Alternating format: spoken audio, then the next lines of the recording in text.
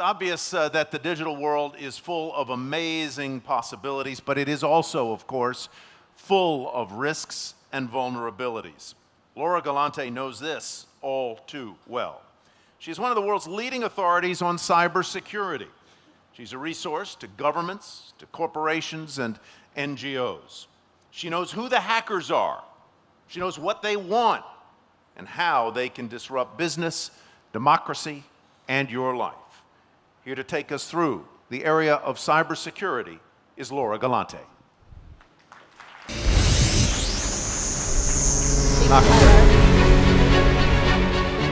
Well, good morning. It's 2018, right?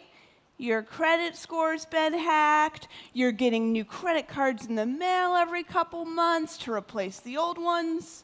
The Russians are manipulating your Facebook news feed.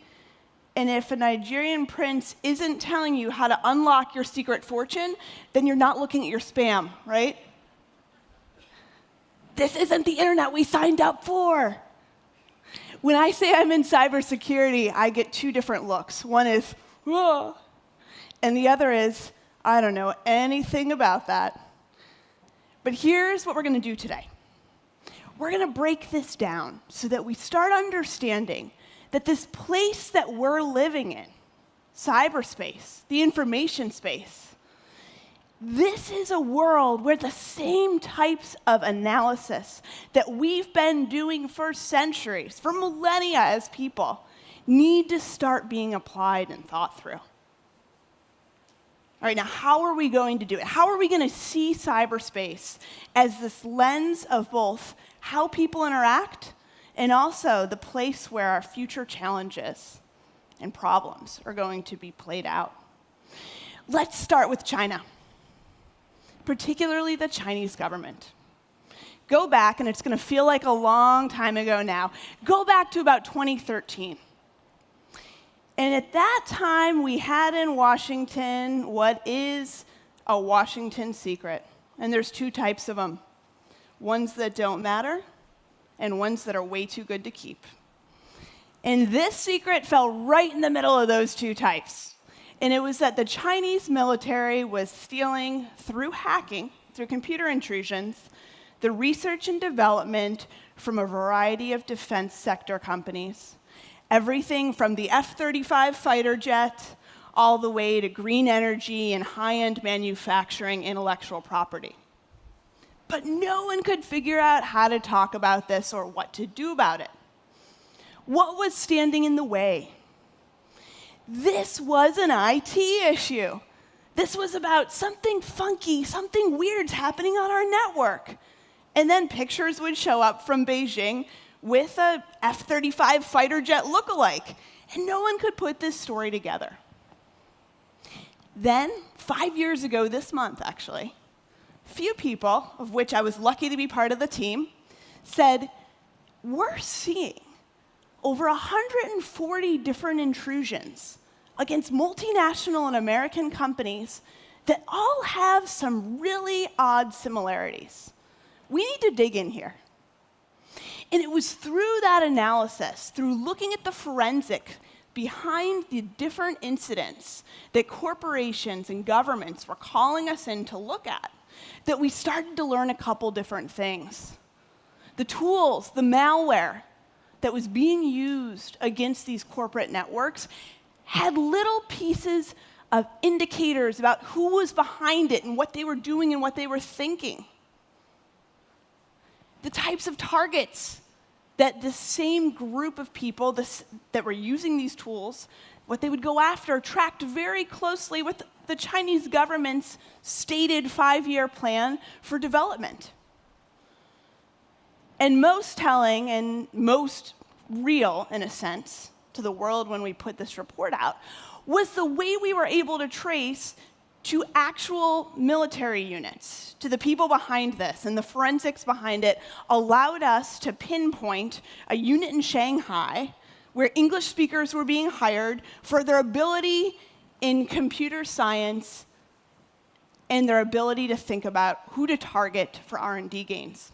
And when we put this report out called Advanced Persistent Threat 1, 5 years ago, It started to shed light on this problem in a way where people were able to understand that this wasn't about bots, this wasn't about spam, this was about a concerted effort to get at the crown jewels, in this case, of the American economy. 10, 15, 20 years of R&D that were getting targeted and taken from computer networks.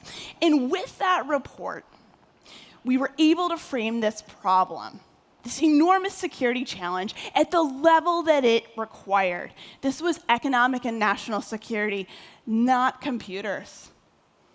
And from there, what happened? May 2014, the US government, Department of Justice, indicts 5 PLA officers, and everyone in Washington runs around and says, give me a break. China's been stealing intellectual property for years. This isn't going to change anything to have 5 PLA officers' pictures on the DOJ's website. All right. Another year goes by, and a threat of sanctions starts coming out in 2015.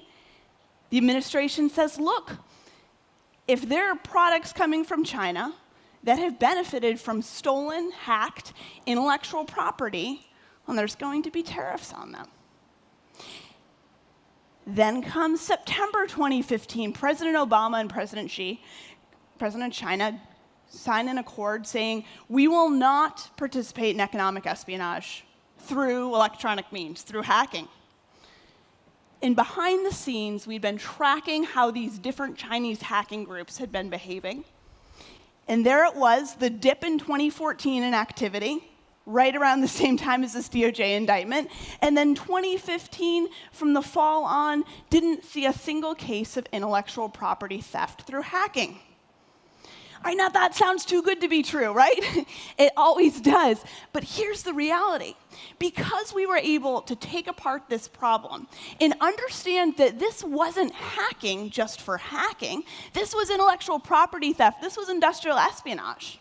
We were able collectively in the private sector and in the government to say there is a difference between hacking for state secrets, something that's been going on since ancient Rome, ancient Greece, not the hacking part, but taking state secrets and espionage, right?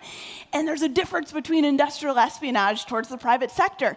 And it was that ability to specify where a norm, a behavioral line could be drawn on what's off limits and what's acceptable, where we were able to start changing how states approach this problem.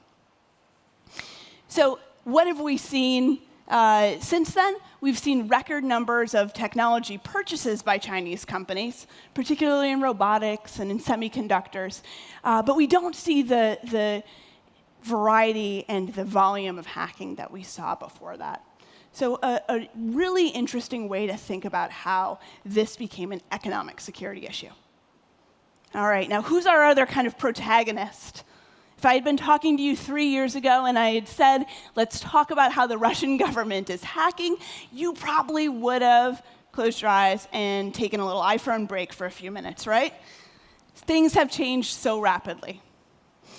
Back 10 years ago, when I was in the Pentagon looking at how the Russians approached cybersecurity, the reception that we would get when we were talking about this was, all right, nice to hear. Go back to the basement of the Pentagon. Tell us when something's going to blow up. And what we were looking at that time, 10 years ago, was the very explicit and thoughtful framework that the Russian government was using to think about cyberspace. Here's what they were doing. And remember, this is before iPhones, right? This is before we were all plugged in 24/7. The Russian government puts out a doctrine that says, this isn't just about ones and zeros. This isn't just about networks and systems. Cyberspace, or as they call it, the information sphere, is made up of the thoughts and opinions and information that people use to create their reality. And they saw this information sphere, this information space, as a place that needed to be defended, and also a land of great opportunity. And the ability to use perceptions and change narratives in favorable ways would be the tool that would serve them far better than any modernized military, far better than any economic might that they would be able to muster after the 90s. And they invested heavily in thinking about that use of this new domain. All right, you can probably see the writing on the wall here, right? But what that contrasted with was how the US military was thinking about cyberspace, which was much more technical, network-focused. How do we defend the Pentagon? How do we defend our information assets? And it was those two definitions, one far more expansive and focused on information, and another far more technical, that created the ships passing in the night problem that we saw in high relief in the 2016 election, and we're still talking about today. How does this work, though? So what the Russian government thinks as they're imagining this space is that if you're able to change the way that people perceive information, if you're able to underscore the divides that are already existing in society around narratives, around policy, around candidates, around whatever that fissure is, then you're able to have an outsized effect, an asymmetry in this space that's hard to imagine. And it was that thinking that played into how creative Russian hackers and the Russian military was able to amplify Texas secessionist narratives, Black Lives Matter rallies, and whatever the issue was, where they felt that people could be divided even more by the extremist rhetoric and the incredibly engaging content around these issues, that's where they were able to see enormous dividends in their actions. There's a quote from Abe Lincoln, in fact, that I think sums up the way that the Russian government has thought about it. And it's that public sentiment is everything. With it, nothing will fail. Against it, nothing will succeed. We've always known that perceptions mattered. The problem is when we don't understand who's trying to influence us and we don't fully grasp what that influence looks like. And that's the place that we're in right now. So what do we do about it? We have intellectual property theft and industrial espionage. We have credit card crime. We have people trying to manipulate narratives, whether it's Russia or someone else in this country or outside of it. What do we do? The first thing we have to do is understand these problems. We have this phrase in DoD, the intelligence preparation of the battlefield. Your ability to think about the problem you're up against. How do we use our analytic tools to understand what we're looking at?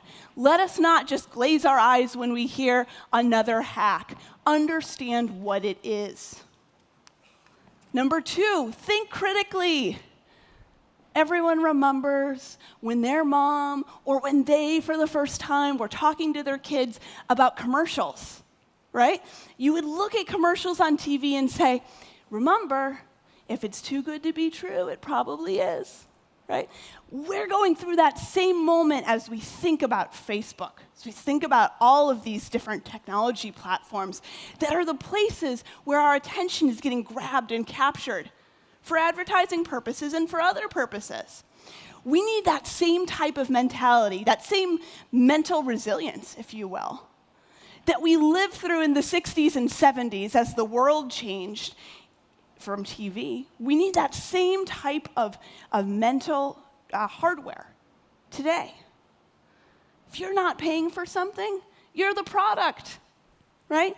If you are so engaged in your phone, in whatever app it is you're looking at, if you are so engaged, is it because you've chosen to be there? Or is it because that video that starts playing next, that keeps coming up, is holding your attention there so that the next thing in front of you can be a product that you just feel you have to buy?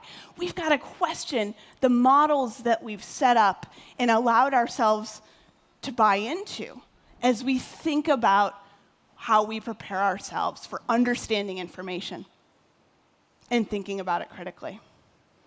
And finally, this starts with people. So often it's easy to say, technology, oh man, let's see what comes next. This is always about choices. Algorithms, it's the dressed up way to talk about recipes, right? An algorithm is simply people saying, here are the values, computer, or here are the values, equation, that I think are most important for you to choose from. You do this every night for dinner. Who's eating, how much time do I have, and what's in the pantry, right? These are the types of human calculations that go into the technology and the tools that we're developing. And we have to be the people who understand what is going into those calculations, look for transparency there, and question what technology's role is in our lives. Let's see it as a tool, not as something that's our overlord. And that starts with us.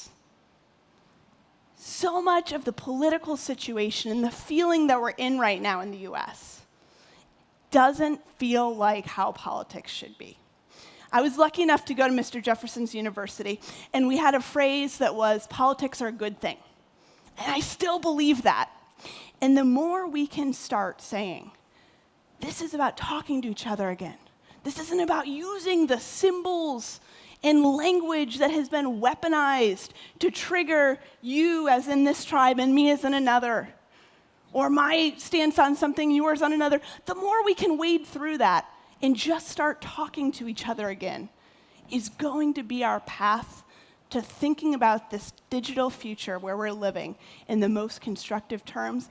And if you're tempted to say, Laura, that doesn't scale, the biggest insult you can give to anyone in Silicon Valley, right? It doesn't scale. I'll say this, it's the only way we've ever scaled change. Here in the US, it's person to person. It's believing that you have the agency to change your community, your family, your own self, our ability for self-improvement. So with that, I leave you today. I think it starts here in beautiful Naples, and it starts with our ability to go around and talk to each other again as people. Thank you.